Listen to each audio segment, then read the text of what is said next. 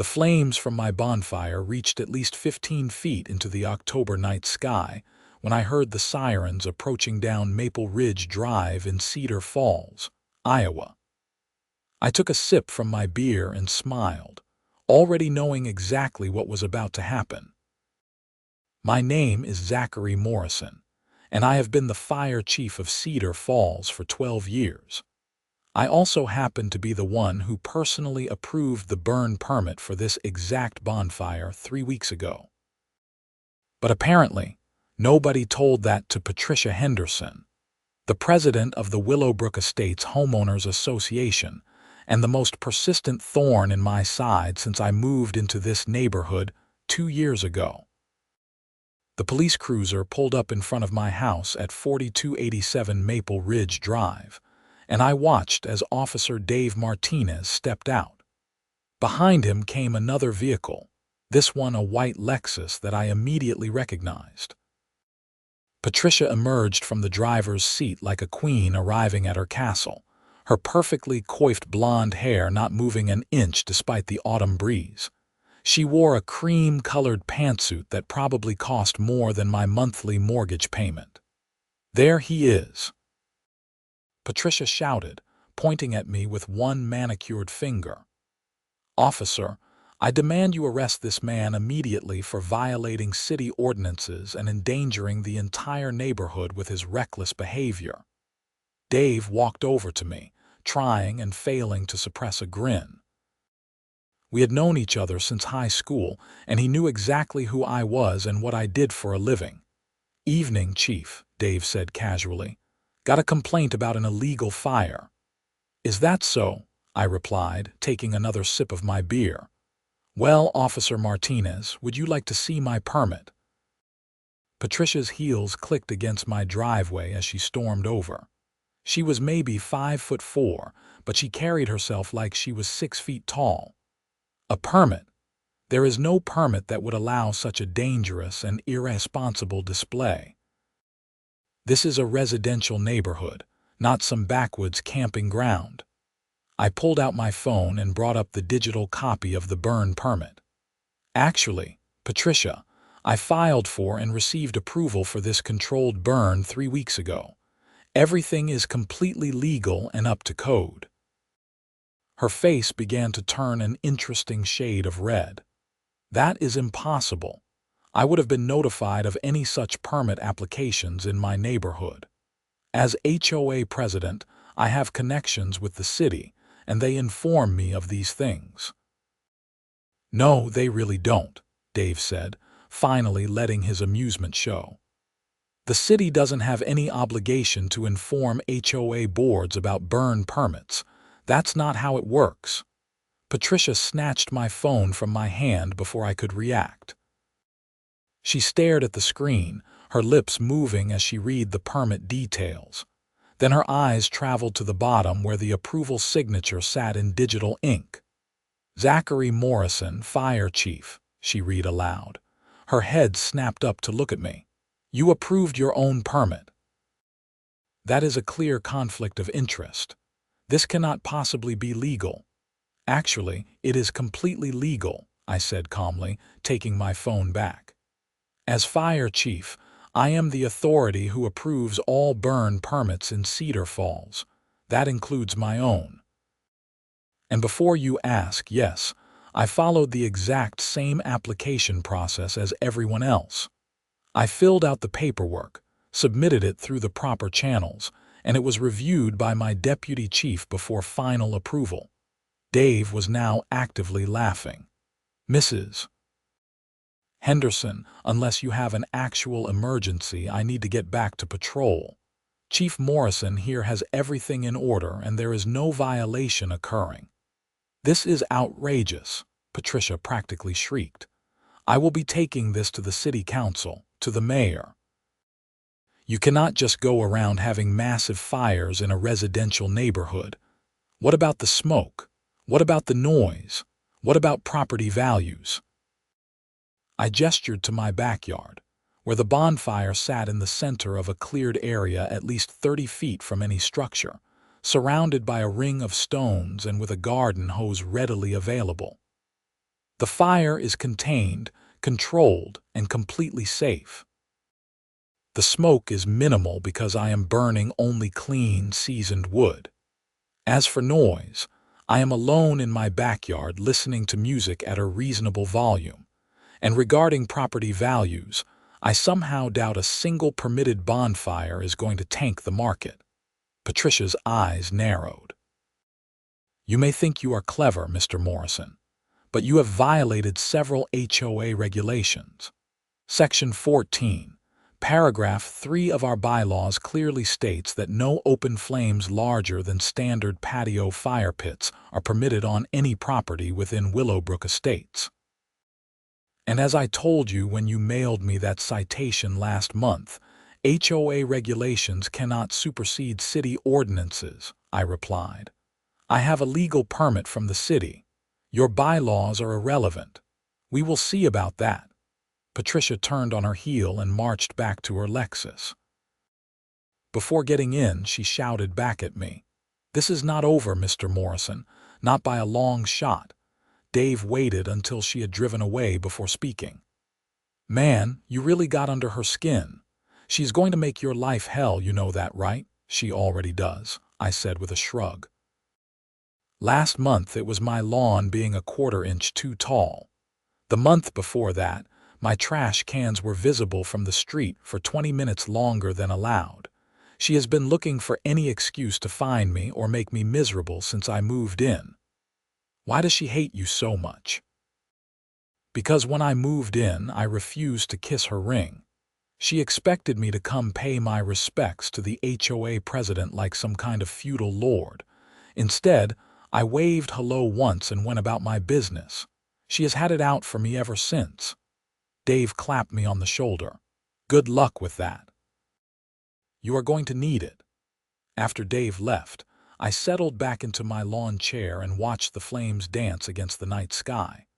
The bonfire was actually for a good reason beyond just annoying Patricia. Tomorrow was the Neighborhood Fall Festival, something the HOA organized every year. I had volunteered to run the bonfire and Esmore's station for the kids, and I wanted to make sure I knew exactly how the wood I had purchased would burn. Safety first, always. My phone buzzed with a text message. It was from Rebecca, my girlfriend of 8 months.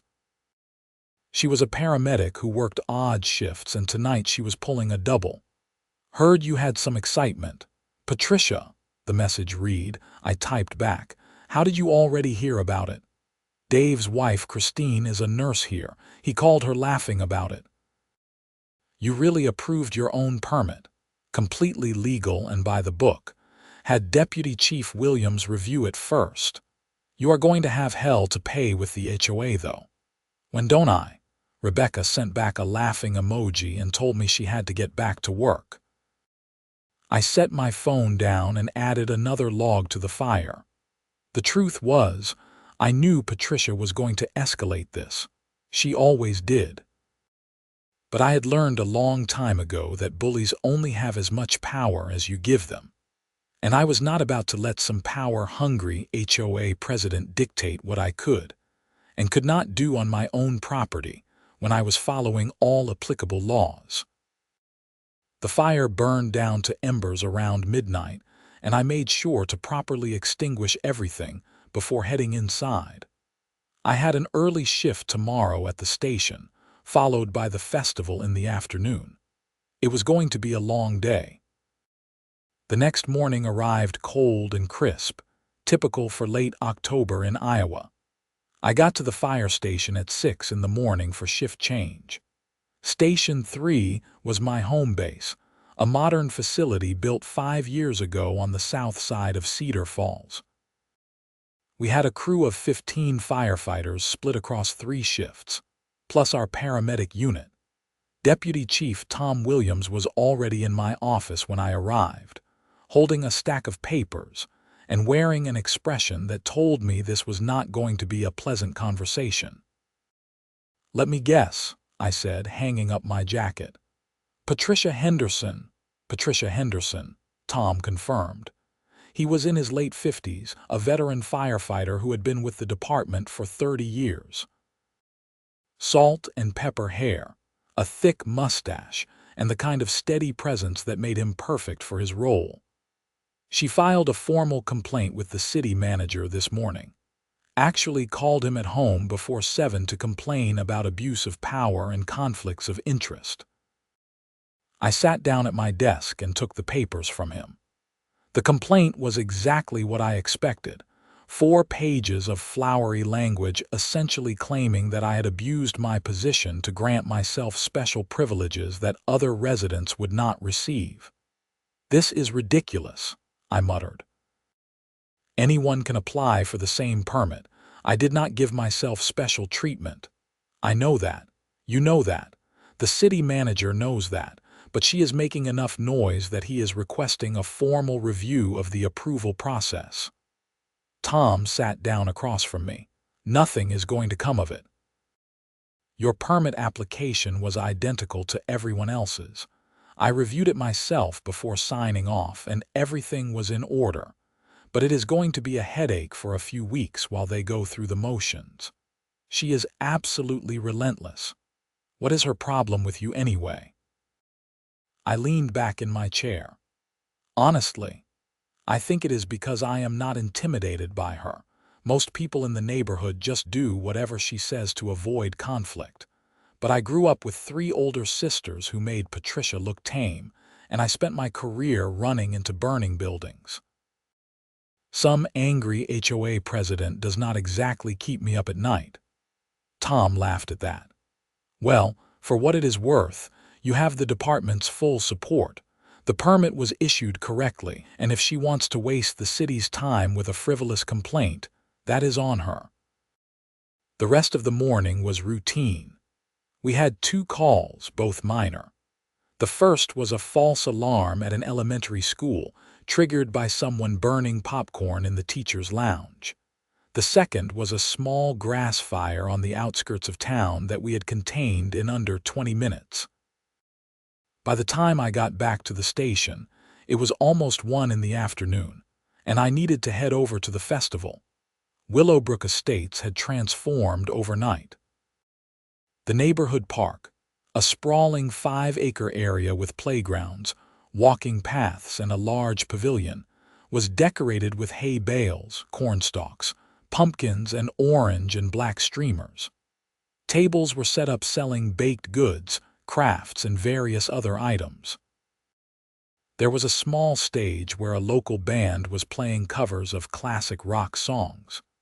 Kids ran everywhere in costumes, even though Halloween was still a week away. My bonfire station was set up in a designated area near the back of the park, away from the main activities but close enough to be accessible. The fire pit was a permanent structure, built with stone and designed specifically for events like this. I had brought the same wood from last night, along with metal roasting sticks, marshmallows, chocolate bars, and graham crackers. I was still setting up when a woman approached me. She looked to be in her mid-30s, with dark hair pulled back in a ponytail and wearing jeans and a green sweater. She had a friendly smile and was followed by 2 kids, a boy and a girl who looked to be maybe 7 and 9. "You are Chief Morrison, right?" she asked. "Just Zachary is fine, and you are Melissa Turner. I live over on Oak Street. These are my kids, Connor and Emma." She lowered her voice. "I heard about what happened last night with Patricia. That was amazing," I laughed. "Word travels fast around here. You have no idea. Half the neighborhood is talking about it. Most of us are on your side for what it is worth. Patricia runs this HOA like her personal fiefdom, and it has gotten really old." "Well, I appreciate the support." Connor tugged on his mother's sleeve. "Can we make s'mores now?" "Not yet, buddy. Chief Morrison is still setting up. Why don't you 2 go check out the games over by the pavilion? I will come find you in a bit." The kids ran off, and Melissa helped me finish arranging the supplies on the table I had brought. As we worked, she explained that she had lived in Willowbrook Estates for 5 years, and had watched Patricia's reign become increasingly authoritarian. She started out reasonable, Melissa said. The first year or two, the HOA was just about maintaining common areas and organizing events like this. But then she got it into her head that she needed to regulate everything. Paint colors, lawn ornaments when you can put out trash cans. Last year, she tried to ban basketball hoops on driveways because she thought they were unsightly. Did that pass? No, enough people fought back, but she still brings it up at every meeting. Melissa paused. Are you going to the next meeting? It is Tuesday night. I was not planning on it. You should come. She is definitely going to bring up your bonfire and try to pass some new regulation against them. If you are there, you can defend yourself. I considered it. HOA meetings were not exactly my idea of a fun time, but Melissa had a point. If Patricia was going to try to change the rules because of me, I should at least be there to make my case. All right, I said. I will be there. Melissa smiled. Good. We need more people willing to stand up to her. The festival went well. I spent the next 4 hours helping kids make s'mores, keeping the fire at a safe and controlled level, and chatting with various neighbors. Most were friendly and supportive. A few were clearly Team Patricia and gave me cold looks, but they kept their distance. Patricia herself made an appearance around 4 in the afternoon. She was accompanied by 2 other women who I recognized as members of the HOA board. One was Deborah Kim, the treasurer, a stern-looking woman in her 60s. The other was Susan Chambers, the secretary, who seemed perpetually nervous and afraid of her own shadow. Mr. Morrison, Patricia said in a voice that could freeze water, I see you have decided to continue your reckless behavior despite my warnings. This is a permitted fire in a designated fire pit at an official neighborhood event, I replied calmly. There is nothing reckless about it. We will see what the city has to say about your abuse of power. The city already knows. The complaint was reviewed and dismissed this morning. This was not entirely true yet, but I knew Tom was handling it and had no doubt about the outcome. Patricia's expression tightened. Then I will be taking this to a higher authority. Your behavior is unacceptable, and you will not get away with it. She turned and walked away, her entourage following dutifully behind. Susan glanced back at me with what looked like an apologetic expression, but she did not say anything. The rest of the festival passed without incident. By the time the sun set and the crowds dispersed, I was exhausted but satisfied. The s'mores station had been a hit, especially with the kids, and I had made some connections with neighbors who seemed like decent people. As I was packing up my supplies, Melissa came back with her kids. Thank you for doing this, she said.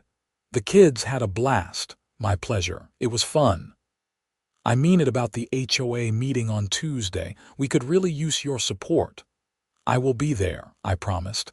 That night, after getting home and showering, I called Rebecca.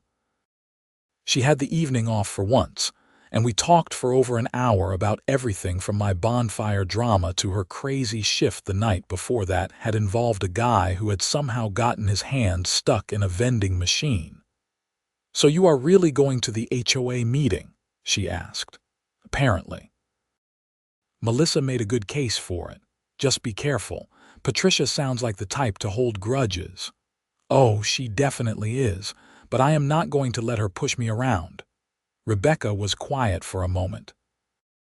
You know, one of these days you are going to have to tell me the real reason you get under her skin so much. I told you.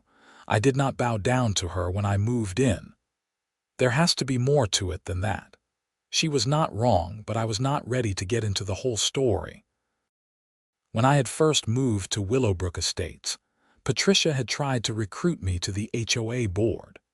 She had been all charm and smiles, talking about how having the fire chief as part of the board would be wonderful for the neighborhood. But then She had made it clear that she expected me to use my position to expedite permits and inspections for HOA projects, to look the other way on violations for board members, and generally, to be her personal tool. When I had politely but firmly declined and explained that I was not going to compromise my professional ethics for an HOA, her demeanor had changed completely. Within a week, I had received my first violation notice for having my trash cans visible from the street. It had been downhill from there. "Maybe someday I will tell you the whole story," I said to Rebecca. "But right now, I just want to enjoy a quiet evening." We talked for a while longer before saying goodnight. I spent the rest of the evening watching a movie and trying not to think about what fresh hell Patricia was probably planning. The weekend came and went quietly. I had a shift on Saturday that included responding to a small kitchen fire that we managed to contain to just one room, and a car accident that thankfully resulted in only minor injuries. Sunday was my day off, and I spent most of it doing yard work and catching up on household chores. Monday brought a new development. I arrived at the station to find Tom waiting for me again, this time with a tablet instead of papers. "You made the news," he said, turning the screen to show me. It was the Cedar Falls Register website, and the headline read, "Fire Chief Under Investigation for Approving Own Burn Permit." The article was relatively short and mostly factual, but it painted the situation as potentially problematic. It mentioned Patricia by name and included several quotes from her about abuse of power and the need for accountability in city government. "Great," I muttered. "This is exactly what I need." "The city released a statement this morning," Tom said, scrolling down. "City manager's office confirmed that the permit was issued properly and that there is no investigation. This article is going to get updated with a correction, but the damage is kind of done." He was right. Even with a correction, people would remember the headline more than the details. It was frustrating, but there was not much I could do about it. "Has this affected anything at the department?" I asked. "Not internally. Everyone here knows this is bogus, but we have gotten a few calls from concerned citizens asking if it is true that you are under investigation." I rubbed my temples. Patricia is really going all out on this. She has connections at the paper. Her husband is on the board of directors or something. Probably how she got the story run in the first place. That made sense. Patricia's husband, Gerald Henderson, was a semi-retired business executive who sat on the boards of several local organizations. I had met him once at a neighborhood event and found him to be surprisingly pleasant, which made me wonder how he ended up with someone like Patricia. Then again, maybe he was different behind closed doors. The day continued with the usual mix of administrative work and emergency calls. By the time evening rolled around, I was ready to go home and relax. But first, I had an HOA meeting to attend. Willowbrook Estates HOA meetings were held in the community room of the neighborhood clubhouse, a building that also housed a small gym and pool. I arrived at 6:30, 30 minutes before the meeting was scheduled to start. The parking lot was already half full, which was unusual according to Melissa, who met me at the entrance. "I have never seen this many people show up to a meeting," she said. "Word must have gotten around. About my bonfire, about everything. The complaint, the news article, Patricia's crusade against you. People are interested." We walked inside together. The community room was set up with rows of folding chairs facing a long table at the front where the board members sat. Patricia was already there, shuffling papers and speaking in low tones with Deborah and Susan. She looked up when I entered, and her expression could have curdled milk. I took a seat in the third row, and Melissa sat next to me. Over the next 20 minutes, the room filled up. I recognized maybe half the faces from the neighborhood. Some people smiled and nodded at me. Others looked at me with curiosity or suspicion. At 7 on the dot, Patricia called the meeting to order by rapping a gavel on the table. I had not even known HOA meetings used gavels, but of course Patricia would insist on one. "Good evening, everyone," she began. "Thank you for attending tonight's meeting. We have a full agenda, so let us begin with the minutes from last month's meeting." Susan read through the minutes in a nervous, wavering voice. They were approved without discussion. Then came the treasurer's report from Deborah, which was similarly dry and routine. "Now," Patricia said, her voice taking on a sharper edge, "we come to new business. As I am sure many of you are aware, we have had some incidents recently that highlight the need for stricter regulations regarding open flames and fire hazards within our community." Here we go, I thought. Patricia launched into a detailed account of my bonfire, painting it as a dangerous and reckless act that had endangered the entire neighborhood. She conveniently left out the facts that it was permitted, approved, and completely safe. "I am proposing an amendment to our bylaws," she continued. "That would ban all open flames larger than standard store-bought fire pits on any property within Willowbrook Estates, regardless of city permits. The safety of our residents must come first." A man in the front row raised his hand. "But if the city has already approved it, can the HOA really override that? HOA regulations are a contract that all residents agree to when purchasing property here," Patricia said smoothly. "They are enforceable regardless of city ordinances." That was not entirely true, but I knew better than to interrupt. Better to let her dig her own hole. Melissa raised her hand. "Mrs. Henderson, can you explain exactly what danger Chief Morrison's bonfire posed?" "It was permitted by the city. It was in a controlled environment, and he is literally the fire chief. If anyone knows how to safely manage a fire, it is him." Patricia's face flushed. The size of the fire was excessive and unnecessary. It created smoke that affected the entire neighborhood and set a bad example.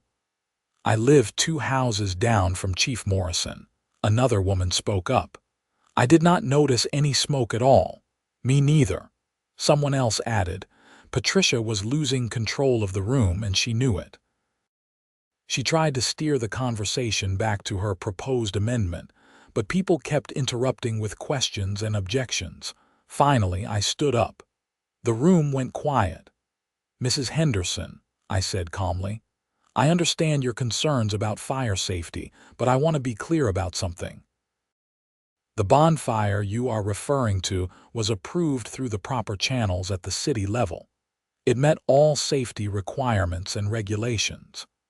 As fire chief, I take fire safety extremely seriously, both professionally and personally. I would never do anything that would endanger my neighbors." "You approved your own permit," Patricia snapped. "That is a clear conflict of interest." "No, it is not. I followed the exact same process as anyone else. My deputy chief reviewed my application before I signed off on it, just like he does with all applications. There was no special treatment, no shortcuts, no abuse of power. What you are really upset about is that I did not ask your permission first, but I do not need your permission to exercise my legal rights." The room erupted in murmurs. Some people were nodding in agreement. Others looked shocked at my bluntness. Patricia stood up, her hands gripping the table. "How dare you speak to me that way? I am the president of this HOA, and you will show me respect." "I will show you the same respect you show me," I replied. "Which, based on the last 2 years, is not much." "That is it. I am calling for an immediate vote on the fire amendment and on whether Mr. Morrison should face fines for his violations." "Point of order," a man in the back called out. I turned to see it was Gerald Henderson, Patricia's husband. He looked embarrassed. You cannot call for a vote on a bylaw amendment without proper notice. It has to be announced in advance and put on the agenda. Patricia glared at her husband. Gerald, this is an emergency situation. No, it is not, he said quietly. And you know the rules as well as I do. The meeting devolved from there. Patricia tried to maintain control, but she had lost the room. Multiple people spoke up in my defense. Others raised concerns about the HOA's overreach in general. Melissa brought up the basketball hoop ban attempt from the previous year, which started a whole new argument. After about 45 minutes of chaos, Patricia adjourned the meeting abruptly and stormed out. Deborah followed her, but Susan stayed behind, looking shell-shocked. People came up to me afterward to shake my hand and thank me for standing up to Patricia. Melissa introduced me to several other neighbors who were frustrated with the HOA's direction. Gerald Henderson even approached me and apologized for his wife's behavior. She means well, he said, though he did not sound convinced. She just gets a bit overzealous sometimes. I appreciate you speaking up about the rules, I said. He nodded and left quickly, probably to go deal with Patricia. On my way out, Susan Chambers caught up with me in the parking lot. Chief Morrison, can I talk to you for a minute? Of course. She glanced around nervously, as if Patricia might jump out from behind a car. I just wanted to say that I think what Patricia is doing is wrong. I have been on the board for 3 years, and I have watched her become more and more controlling. I have tried to push back, but she just steamrolls over me every time. Why stay on the board then? Because if I leave, she will just replace me with someone who will do whatever she says. At least this way I can occasionally slow her down. Susan paused. She is not going to let this go, you know. She is going to find some way to retaliate. Let her try. Susan looked at me with a mixture of admiration and pity. You are braver than I am. Good luck. The next few days were surprisingly quiet. I heard through the neighborhood grapevine that Patricia was furious about how the meeting had gone and was looking for ways to strike back, but nothing materialized immediately. Then, on Thursday afternoon, I got a call from the city attorney's office. A lawyer named Jennifer Rodriguez wanted to meet with me to discuss the HOA situation. We scheduled a meeting for the following Monday. When I arrived at her office in downtown Cedar Falls, Jennifer turned out to be a sharp woman in her early 40s with dark hair and a no-nonsense demeanor. She got straight to the point. Chief Morrison, I am going to be honest with you. Patricia Henderson is causing problems, but not in the way you might think. She has been filing complaints with every city department she can think of, demanding investigations into you, your permit, your conduct as fire chief, everything. And they are all baseless, which is why we are having this conversation. The city manager asked me to reach out to you to see if you would be interested in pursuing legal action against Mrs. Henderson for harassment. I was surprised. Is that something we can do, potentially? She has filed at least 8 formal complaints in the past 2 weeks, all of which have been dismissed. She has contacted the newspaper, the city council members, and even tried to get the state fire marshal involved. She is wasting city resources and, frankly, harassing you. We could pursue a cease and desist order at minimum. I thought about it. Part of me wanted to hit back at Patricia legally to make her understand that actions have consequences. But another part of me worried that escalating things would just make the situation worse. Can I think about it? I asked. Of course. But I want you to know that the city has your back on this. What she is doing is not okay. I left the meeting feeling conflicted. That evening, I talked it over with Rebecca, who was firmly in favor of legal action. She is trying to ruin your reputation and your career, Rebecca said. You cannot just let that slide. I know, but I also do not want to turn this into a huge legal battle. I just want to live my life in peace. And you will not be able to do that as long as she is coming after you." She had a point, but I still was not sure what the right move was. The decision was made for me the following week. I arrived home from work on Wednesday to find a certified letter waiting for me. It was from the Willowbrook Estates HOA, signed by Patricia Henderson. The letter informed me that I was being fined $500 for illegal fire activity on October 12th, and that failure to pay within 30 days would result in a lien being placed on my property. I read the letter 3 times, feeling my anger build with each pass. She was actually trying to fine me for a permitted legal bonfire. This was beyond petty. This was delusional. I immediately scanned the letter and emailed it to Jennifer Rodriguez. She called me back within an hour. "This is exactly what we needed," she said. She is now attempting to enforce an unenforceable fine for an activity that was completely legal. This crosses the line into actionable harassment. Are you ready to fight back? "Yes," I said without hesitation. "I am done playing nice." Jennifer explained that she would draft a cease and desist letter first, demanding that Patricia retract the fine and stop filing frivolous complaints.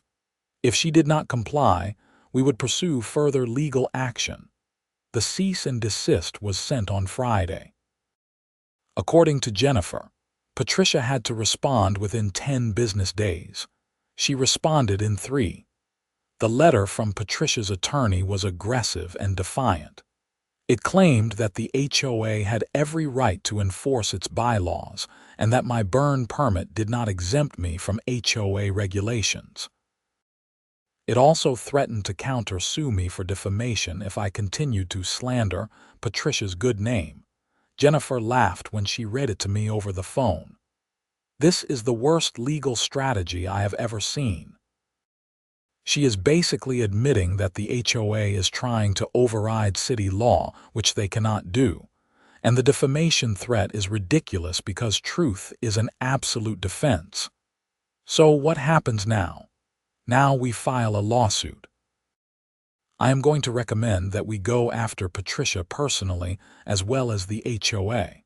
Her actions have exceeded her authority as HOA president, and she should be held individually accountable. The lawsuit was filed the following week. It alleged harassment, abuse of process, and intentional infliction of emotional distress. We were seeking actual damages for my legal fees and time spent dealing with Patricia's complaints, plus punitive damages. The news spread through Willowbrook Estates like wildfire. Melissa called me the day after the lawsuit became public record. "You are my hero," she said. "Do you know how many people in this neighborhood have wanted to do exactly what you are doing? I am just defending myself." "You are doing more than that. You are standing up to a bully. That matters." The lawsuit put a temporary hold on Patricia's antics. She could not contact me directly due to the cease and desist, and her attorney had apparently advised her to stop filing complaints with the city. But I knew this was far from over. The HOA held an emergency meeting 2 weeks later. I was not invited, but Melissa attended and filled me in afterward. Apparently, there had been a motion to recall Patricia as president due to her exposing the HOA to legal liability. The motion failed, but only barely. Several board members and residents had spoken out against her, and even Deborah, her loyal treasurer, had expressed concerns about the lawsuit. Susan Chambers, surprisingly, had voted in favor of the recall. Melissa said Susan had given a short but powerful speech about how Patricia's personal vendetta against me had gone too far and was hurting the entire community. The lawsuit moved slowly, as lawsuits tend to do. We were in the discovery phase, exchanging documents and information. Patricia's attorney had tried to get the case dismissed multiple times, but the judge denied each motion. Meanwhile, life went on. I continued my work as fire chief, responding to emergencies and managing the department. Rebecca and I celebrated our one-year anniversary with a weekend trip to Chicago. The neighborhood settled into a cautious peace, with people mostly avoiding the topic of the lawsuit in public. Then, in late January, Jennifer called me with interesting news. Patricia's attorney reached out about a settlement, she said. Really? What are they offering? Full retraction of all fines and complaints, a formal apology, and $20,000. I whistled. That is more than I expected. I think they realize they are going to lose at trial and they are trying to minimize the damage. But here is the thing. I think we can get more. The discovery process has revealed some very interesting information. Like what? Like the fact that Patricia has been using HOA funds for personal expenses, charging her lunches to the HOA credit card, using HOA money to pay for her own landscaping, and calling it common area maintenance, things like that. It is not a huge amount of money, maybe $10,000 or $15,000 total, but it is embezzlement. I sat down heavily. Are you serious? Completely. And I have a legal obligation to report it now that I have discovered it. I wanted to give you a heads up before I do. Do it, I said. If she has been stealing from the HOA, the homeowners deserve to know. Jennifer filed a report with the Cedar Falls Police Department the next day. A detective named Sarah Chen was assigned to the case. I met with her and Jennifer to go over the financial records that had been uncovered during discovery. Detective Chen was thorough and professional. She explained that financial crimes like this could take time to investigate, but the evidence seemed pretty clear. She would need to interview Patricia, review bank records, and talk to other HOA board members. The investigation took about 6 weeks. During that time, the neighborhood was abuzz with rumors and speculation. Some people were shocked. Others said they had always suspected Patricia was up to something. Susan Chambers apparently went to the police voluntarily and provided additional documentation showing suspicious transactions. In March, Patricia Henderson was arrested and charged with embezzlement and theft by deception. The total amount she had stolen was just over $18,000, spread out over 3 years. She had been careful to keep individual transactions small to avoid suspicion, but collectively, it added up. The arrest made the local news. I watched the footage of Patricia being led out of her house in handcuffs, and I felt a complicated mix of emotions. Part of me felt vindicated. She had tried to destroy me over a legal bonfire, and it turned out she was a criminal. But another part of me just felt sad. This whole situation could have been avoided if she had just left me alone. Gerald Henderson filed for divorce 2 weeks after her arrest. According to neighborhood gossip, he claimed he had no idea about the embezzlement and was humiliated by the whole situation. The HOA held another emergency meeting, and this time successfully voted to remove Patricia as president. Susan Chambers was appointed interim president until proper elections could be held. One of her first acts was to drop the fine against me and issue a formal apology on behalf of the HOA. My lawsuit was settled shortly after. With Patricia facing criminal charges, her attorney was eager to make the civil case go away. We settled for $50,000, most of which came from the HOA's insurance policy. Patricia was personally responsible for $10,000 of it, plus all of her own legal fees. The criminal case moved through the system over the next several months. Patricia's attorney tried to negotiate a plea deal, but the prosecutor was not interested in going easy on her. The case went to trial in July. I attended the trial, sitting in the back of the courtroom and watching as the evidence was presented. Patricia's attorney tried to argue that the transactions were legitimate HOA expenses and that any errors were honest mistakes, but the prosecution methodically destroyed that defense. Bank records, receipts, testimony from other board members, it all painted a clear picture of deliberate theft. The jury deliberated for less than 4 hours before returning a guilty verdict on all counts. Patricia showed no emotion as the verdict was read, but I saw her hands shaking. Sentencing was scheduled for August. The prosecutor recommended a sentence of 3 years in prison and full restitution to the HOA. Patricia's attorney argued for probation and community service, citing her lack of prior criminal history. The judge was not swayed. Patricia Henderson was sentenced to 2 years in prison, 5 years of probation, and ordered to pay full restitution plus additional fines. She was also banned from serving on any HOA board in the state of Iowa.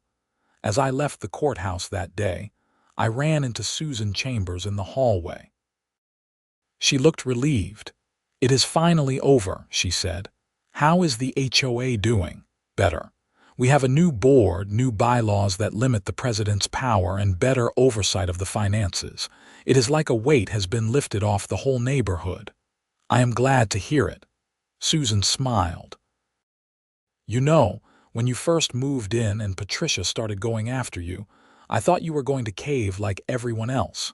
But you stood your ground, and it made a difference. Thank you for that." I went home that evening feeling like I could finally close this chapter of my life. The bonfire that had started this whole mess seemed like it had happened years ago, not just 10 months. Rebecca came over that night, and we sat on my back deck watching the sun set. She had been with me through all of it, listening to my frustrations and supporting my decisions. "Are you going to have another bonfire?" she asked with a smile. "Maybe," I said. "I still have that permit after all. It is good for a full year. You should do it. Invite the neighbors, make it a celebration." "That is not a bad idea." 2 weeks later, I did exactly that. I sent out invitations to everyone in Willowbrook Estates for a neighborhood bonfire and cookout. I made it clear that the fire would be permitted, controlled, and completely safe, and that everyone was welcome. About 40 people showed up, including Melissa and her kids, Gerald Henderson looking happier than I had ever seen him, and even Susan Chambers. We roasted hot dogs and marshmallows, told stories, and enjoyed a beautiful summer evening. As I stood by the fire, watching my neighbors laugh and relax, I thought about everything that had happened. Patricia had tried to use her petty power to punish me for not submitting to her authority. Instead, she had exposed her own crimes and lost everything. There was probably a lesson in there somewhere about karma or hubris or the dangers of unchecked power. But mostly, I was just glad it was over. The fire burned bright and warm into the night, exactly as I had planned it from the beginning. And this time, nobody called the cops. In the months that followed, life in Willowbrook Estates settled into a comfortable rhythm. The new HOA board, led by an elected president named Marcus Chen, who was a retired teacher and nothing like Patricia, focused on actual community building rather than petty enforcement. They revised the bylaws to add checks and balances, created a transparent budgeting process, and generally made the HOA something that added value to the neighborhood instead of being a source of stress. I continued my work as fire chief, handling the usual mix of emergencies, inspections, and administrative duties. The investigation into my permit approval had been formally closed with a finding of no wrongdoing, and my professional reputation remained intact. Rebecca and I moved in together that fall. She sold her condo and moved into my house on Maple Ridge Drive. We talked about getting married eventually, but we were in no rush. We were happy just being together. Melissa Turner became one of our closest friends in the neighborhood. Her kids, Connor and Emma, loved coming over to hear stories about firefighting and emergency calls. I taught them about fire safety and let them try on my old helmet.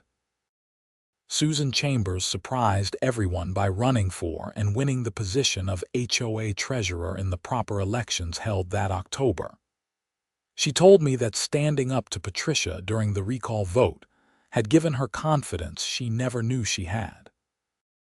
She was dating someone now, a widower from the next neighborhood over, and she seemed genuinely happy. Gerald Henderson moved out of Willowbrook Estates entirely. He bought a smaller house on the other side of Cedar Falls and started over. I saw him occasionally at the grocery store or around town, and we would exchange polite greetings. He seemed lighter, like a burden had been lifted. As for Patricia, she served her time at the Iowa Correctional Institution for Women in Mitchellville. I never visited, never wrote, never thought about her much at all. She had been a problem that I dealt with, and now she was gone from my life. I heard through the grapevine that she was released early for good behavior after about 15 months and moved to another state to live with family. I hoped she learned something from the experience, but honestly, I did not care one way or the other.